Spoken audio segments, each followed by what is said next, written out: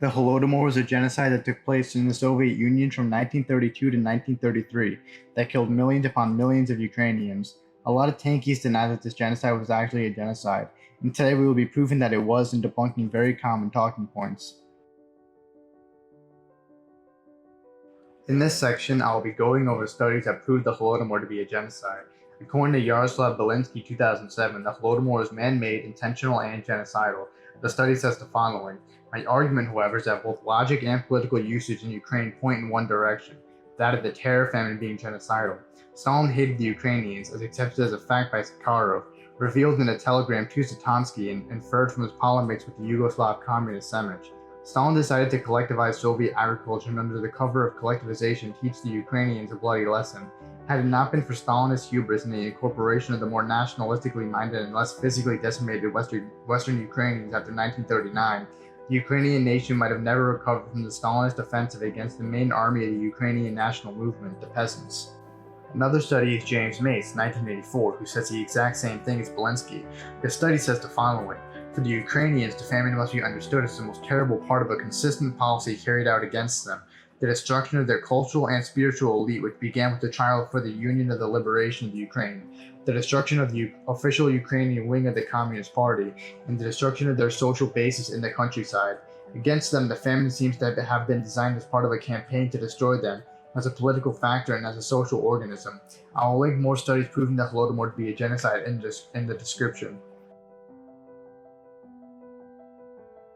No citations are provided for the claim that famines were regularly occurring in Ukraine before the Russian Revolution, because they were not. The largest famine the Romanovs oversaw was in 1991 to 92 according to tsarnicholas.org, which occurred in the Volga German region, not in Ukraine. It was due to bad weather, a worldwide agricultural crisis, and Russian economic policy at the time according to a study by David P. Lilly. Ukraine absolutely had a famine after 1933. The 1946-47 famine struck Moldova, Lower Volga Germany, and of course Ukraine. The famine was caused by a bad harvest and high procedure quotas, which were virtually unchanged from 1945, despite a decreased harvest according to soviethistory.msu.edu. The Great Depression hit Europe and America hard, but even they had basically no increases in death by starvation, despite the fact that millions became hungry during this time.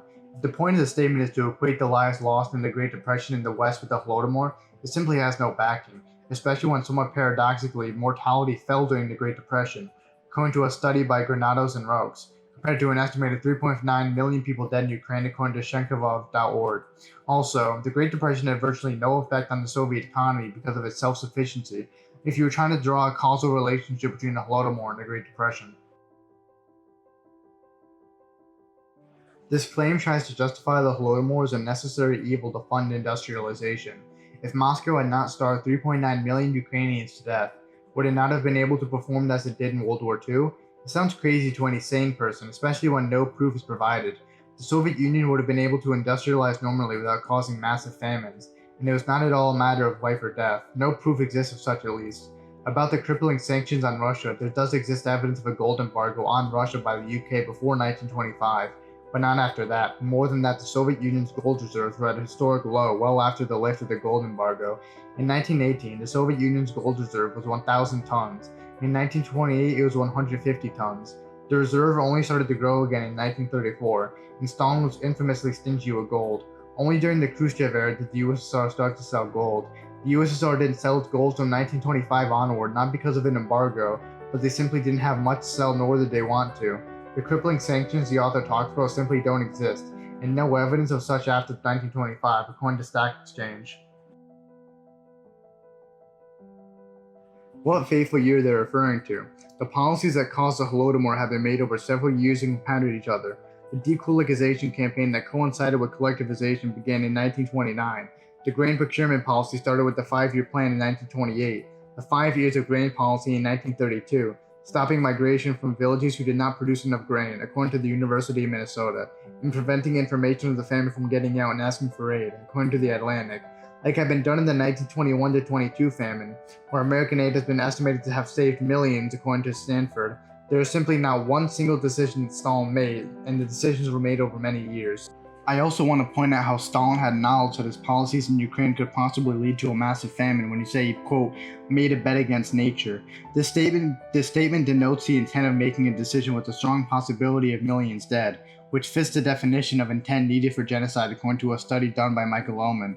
This claim is simply defending growth at all costs, at the cost of millions of peasants' lives. Especially ironic when this is often the critique often levied against capitalism by anti-capitalists. While kulaks and peasants did slaughter livestock in protest, livestock only made up a small part of food consumption in Ukraine, according to a very well-sourced master post that I will link in the description.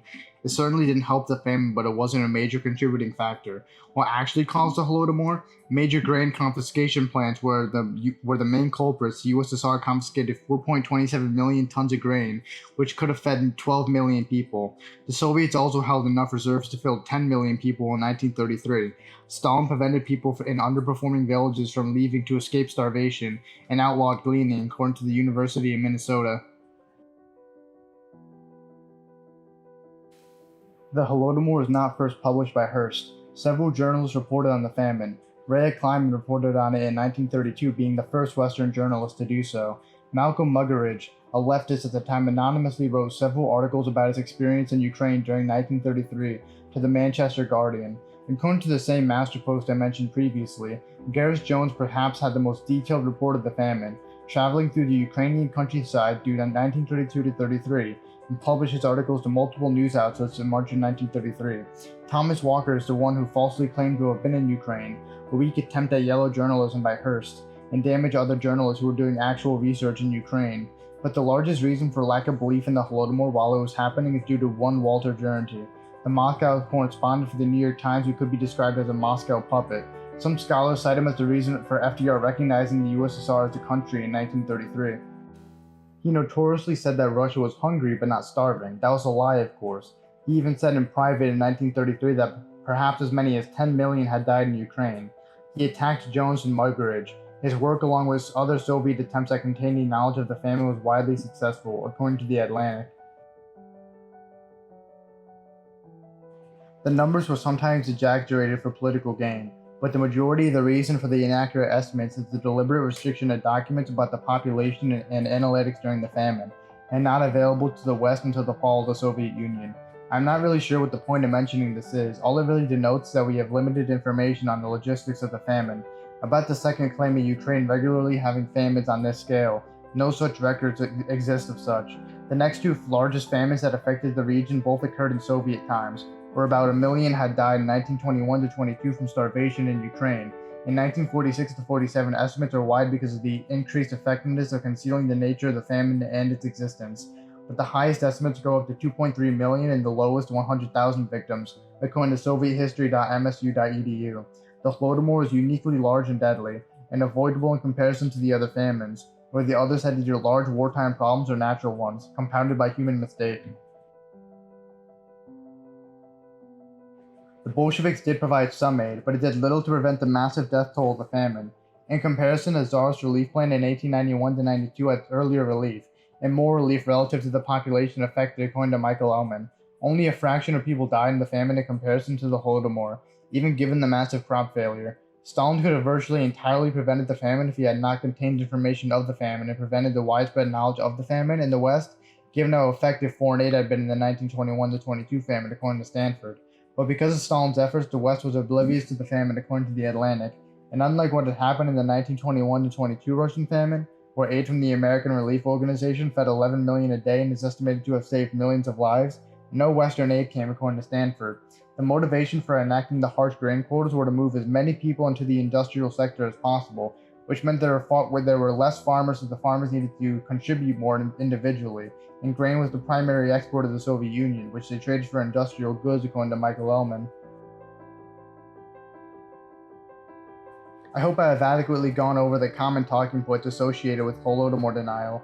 I hope you guys have enjoyed this video, and I will see you all in the next video.